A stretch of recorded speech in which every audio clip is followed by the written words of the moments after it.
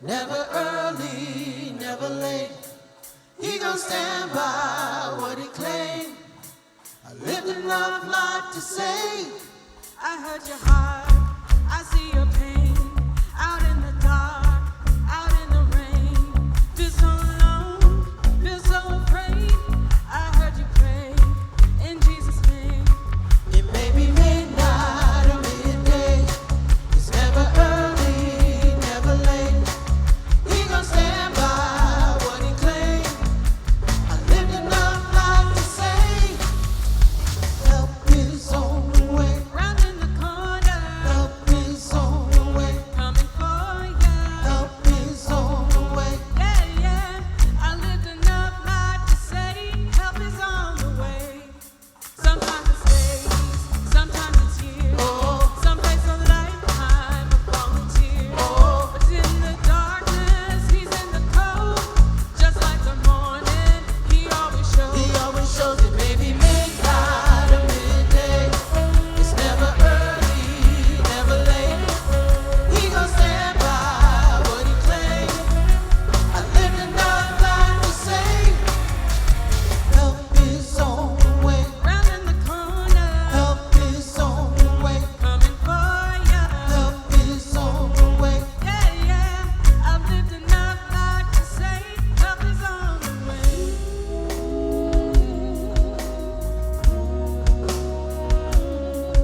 Well, I've seen my share of troubles, but the Lord ain't failed me yet.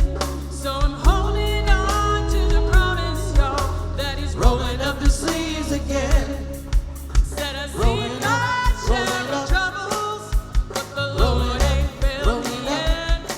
We'll keep Rolling holding up, on to rolling the up. promise, y'all, that He's Rolling up the sleeves again. Rolling up, rolling up. Don't you know it? Rolling up the sleeves I again. can see him rolling. Rolling up, rolling up. Help is coming. Rolling up the sleeves again. Yeah. It may be midnight or midday. He's never early, never late. He gon' stand by what he claimed. I lived enough life to say it may be midnight or midday. It's never early, no, never late. He gon' stand by what he claimed.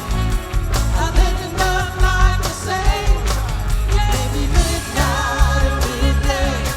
It's never early, no, never late. He gon' stand by what he claimed. I lived enough life to say help is on the way. Help is on the way. Round in the corner. Help is on the way.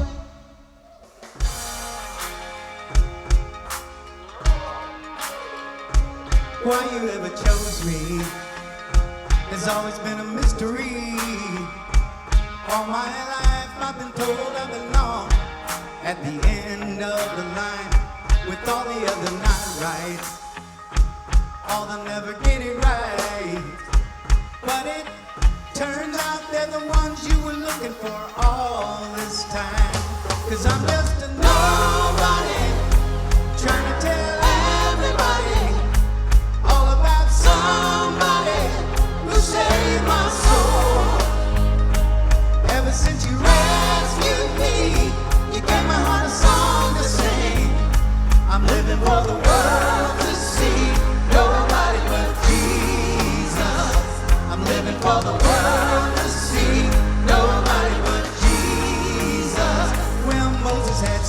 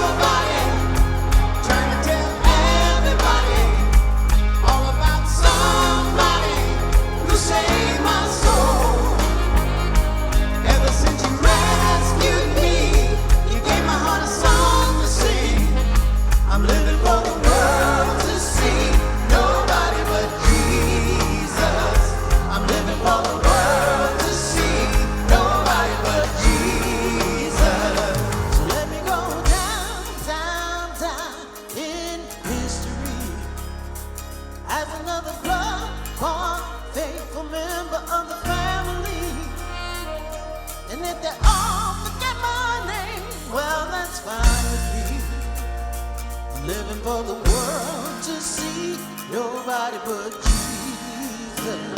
So let me go down, down, down in history. Go down in history. As another blood-bought, faithful member of the family. And if they all forget my name, well, that's fine with me. Living for the world to see, nobody but Jesus. See, I'm better than nobody. Trying to tell everybody all about somebody who saved my soul. Ever since you rescued me, you gave my heart a song to sing. I'm living for the world to see, nobody but Jesus. Living for the world to see, nobody but Jesus. Living for the world to see, nobody but Jesus.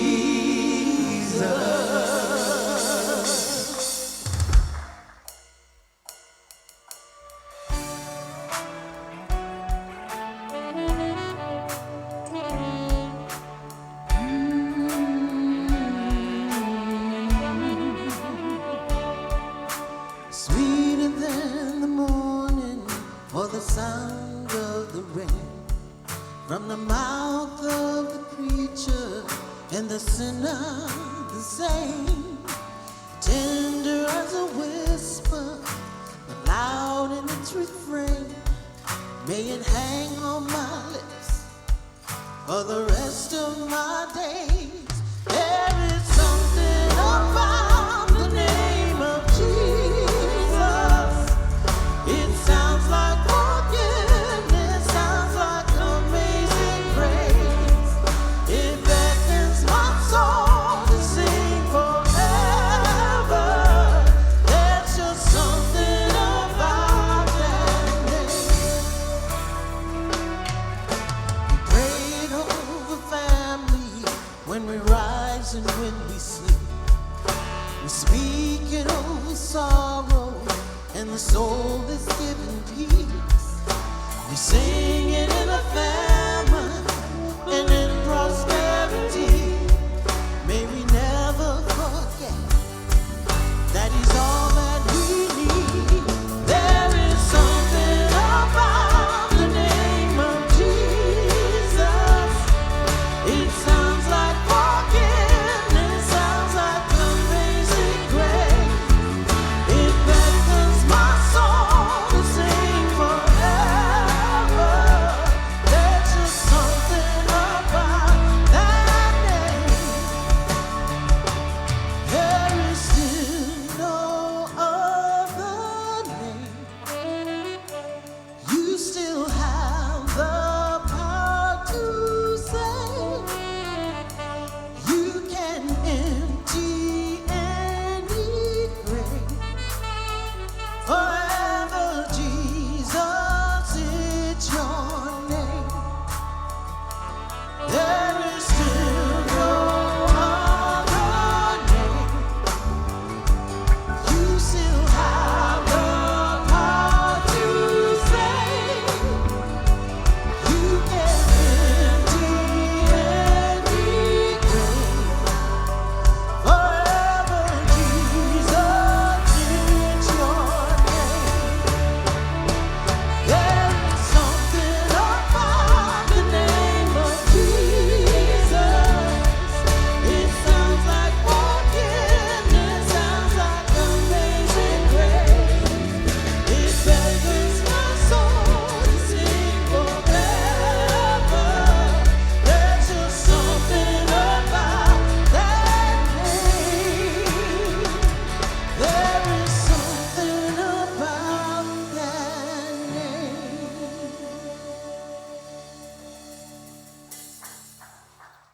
Hey, welcome to Simple Church Online, and thank you for tuning in today. You know, Simple Church Online was created as another way for us to connect with you.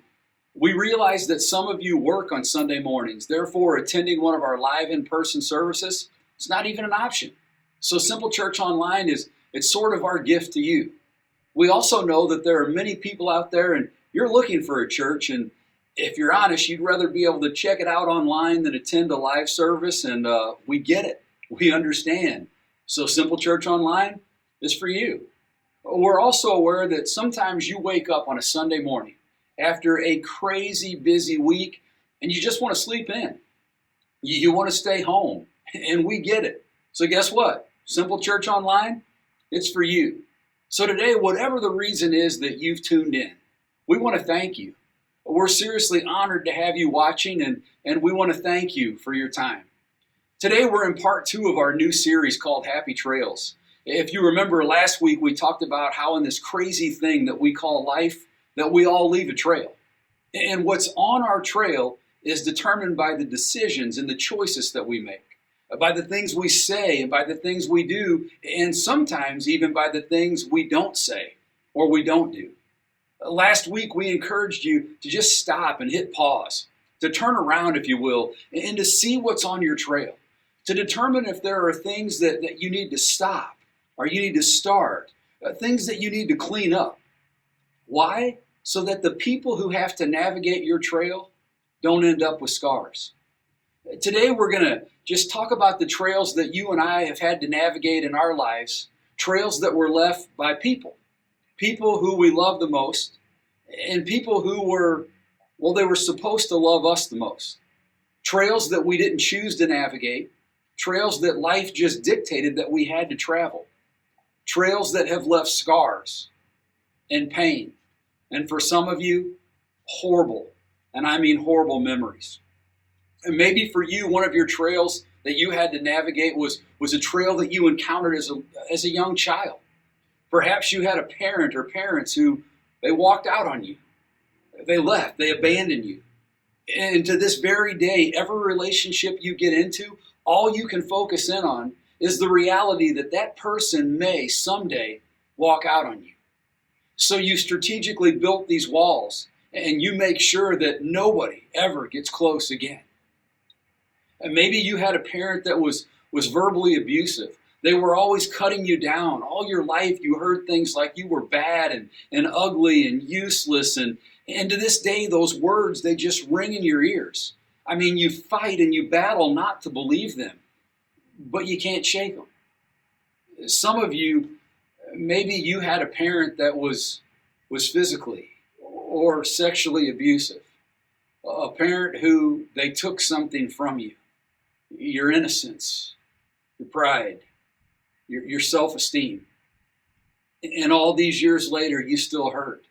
You still struggle. The pain is so evident. You fight the lies that say it was your fault or you could have prevented what happened. I mean, it's an ongoing battle. You didn't choose any of those trails, but nonetheless, you had to travel them. And maybe for you, the trail that you had to navigate, maybe it came along later in life. Maybe you had a husband or wife or a boyfriend or girlfriend that they walked out on you or they cheated on you or they treated you horribly. And to this day, you're afraid of relationships. You're afraid to open up and to be yourself. Some of you, maybe you were the victim of bullying at a young age or maybe even as an adult. And you carry this constant fear and this nagging hurt everywhere you go. Maybe you had a parent or a spouse or a child that was an addict. And their addiction turned them into something and someone who they weren't. And it caused them to do things and say things that they wouldn't normally do and they wouldn't normally say. And the pain is so present in your life. Again, you didn't want to travel these trails, but you had to. And here you are. In a very real sense, you've become a victim of someone else's decisions and choices and actions. Part of their story has become a part of your story, and you have the scars and the baggage to prove it. And now you're faced with some choices, some very tough choices of your own. I mean, you can suppress everything, you can hide it, and just keep pushing it down and cramming it down as much as possible, just hoping that you don't break. And that's what many of you have been doing. And listen, I don't blame you. I don't stand in judgment of you. I certainly do not condemn you. It happens. My wife and I are in the process of moving into a new home. And as we started this grueling process of packing, we decided to calculate how many times that we have moved in our 33 years of marriage. And absolutely, all joking aside, we figured out that this will be the 27th move. Seriously, this will be move 27. I mean, are we crazy or what? So listen, you'd think we'd have, everything kind of pared down. You'd think that we really wouldn't have that much junk or that much unnecessary stuff. But as we started to pack again, and we started in the kitchen, we found that we not only had one junk drawer, you know what I'm talking about, because we all have one. We had like 3 or 4 junk drawers in the kitchen. You know, it's that drawer that you just start shoving stuff in just in case you might need it again. The drawer that to open, you have to pull out a couple inches and jam your fist in it and push everything down and pull it as hard as you can. And then you figure out that the drawer really doesn't come open all the way anymore. It really neither opens or closes properly because of all the weight and the pressure. And then when you finally get it out and start going through it, you realize that 80% of everything in that drawer is junk. It's extra stuff, extra baggage, stuff that you should have got rid of or dealt with years ago. When you and I suppress things in our lives, when we just keep cramming them down further and further, we stop opening and closing properly. And the pressure and the weight, it starts to take its toll. So it's just not a good plan. But we know this, the unpacking part, it's painful. And we know that. Therefore, many of us just elect to just keep jamming it down, pushing all those feelings and those emotions down. It's not a good plan. The other choice we have with the scars and the baggage we have because of the trails we've had to navigate is we can try to dull the pain. We can try to dull the hurt by replacing it with something else. We can grab the bottle and try to drink it away. We can try to smoke it away or snort it away or shoot it up away. Some of you have tried that. Perhaps you're watching right now and you're thinking, you know what, I'm trying that now. But we all know something to be true. It's not really working. It's just causing us to have one more thing and one more layer to deal with. There's another option that's often a very popular one.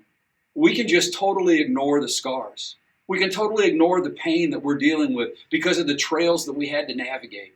We can just act like they don't even exist.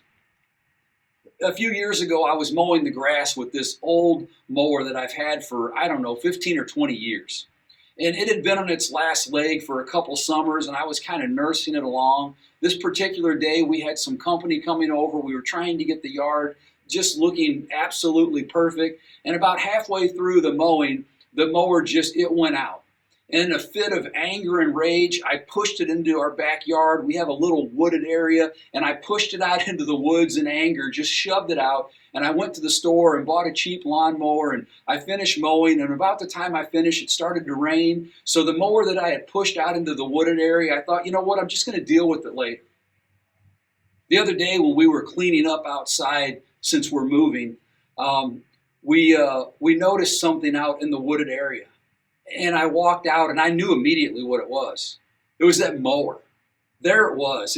It's covered in leaves. It had a dead tree branch had fallen on it. There's these vines grown up all over it, sticks and leaves piled like 3 or 4 foot high. The work to remove it was going to be tedious and tiring. Had I just dealt with it years ago, had I just dealt with it that day or the next week or the next month, it would have been easier, but I didn't. And so there I was at a crossroads.